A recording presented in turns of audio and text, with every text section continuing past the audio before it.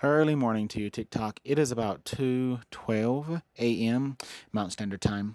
Most of my family, most of my friends, most of my life is back on the East Coast where it's about 4:12 a.m. Anyways, so how does it feel to be living in a post-election world? How does it feel knowing that Donald J. Trump will now be elected as the 47th president of the United States? How does it feel that for so long we were led to believe that the blue wave was coming, that we had all this support? TikTok was blowing up, all the major social media platforms were blowing up, leading us to what we thought was going to be a blue avalanche. In the beginning of the election, everybody kept saying it's a red mirage, it's a red mirage. But I don't feel like it was. It was a red disaster, a red nightmare, definitely not a mirage, as some would have had us to believe. I've been doing a thing. I've been rewatching *Handmaid's Tale. I'm thinking I'm going to read that other book. I think it's called 1984. I think I'll reread that. I read that in high school. And everybody should, I think, watch this series. I mean, sure, it may be a little drastic, but it is a possibility.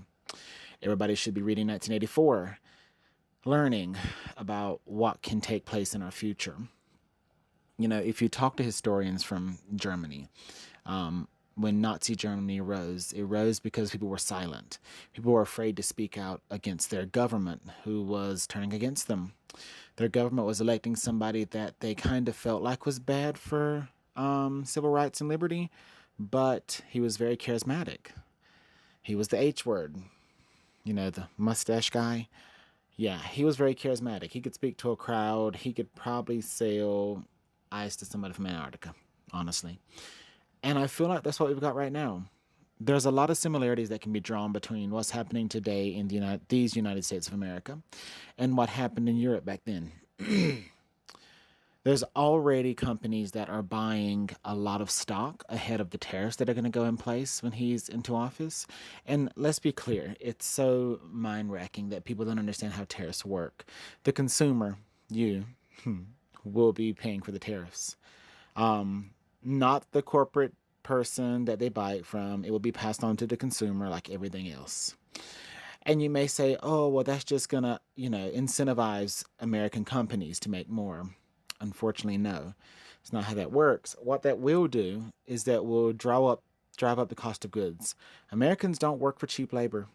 Just don't. They need a living wage. And if a company has to pay them a living wage to make a product that they could otherwise have gotten overseas, it's going to be remarkably expensive. More to that.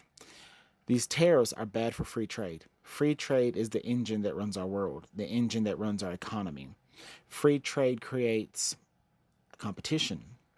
It creates a world in which most global or most national economies can work together. As Americans, we're good at building technology. We're good at building airplanes. We're good at outsourcing stuff. What we're not good at is domestic product, such as t-shirts.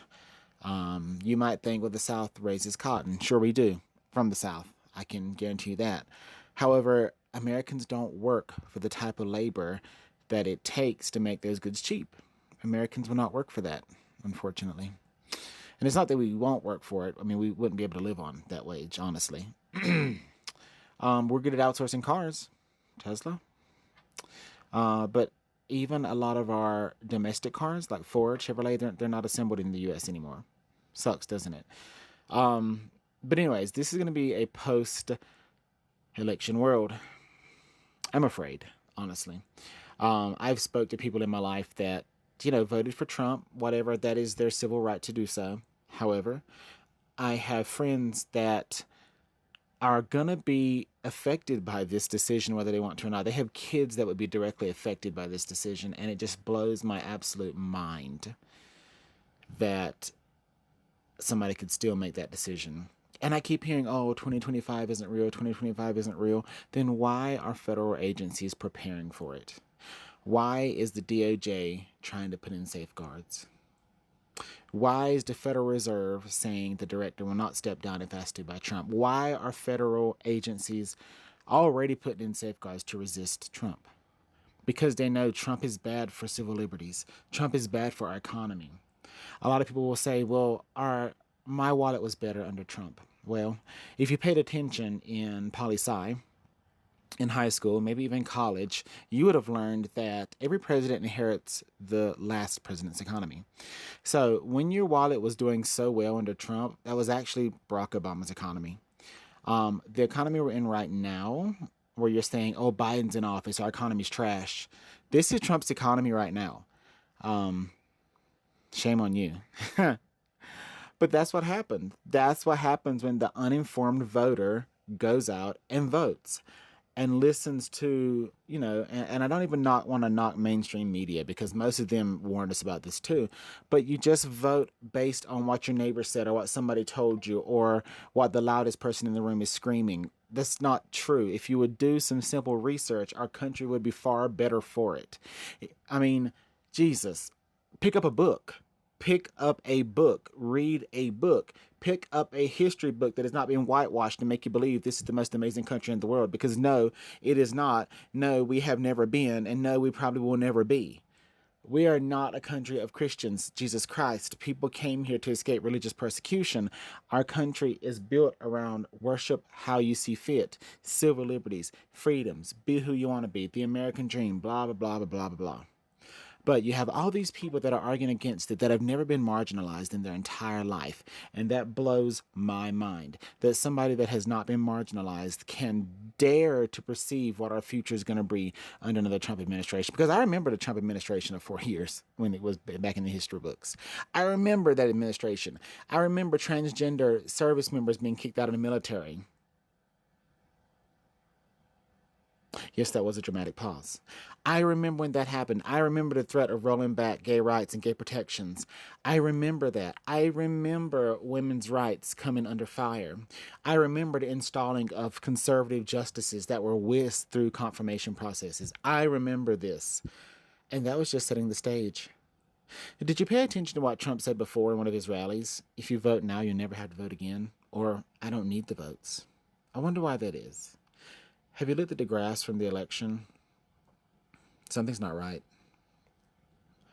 I'm not going to be one of those that scream, the election was stolen. No, I have some faith that maybe a system of government somewhere will kick in and protect us from this. Because obviously the citizens cannot protect themselves. And for those of you that did not go out and vote, you don't have an opinion in this any longer.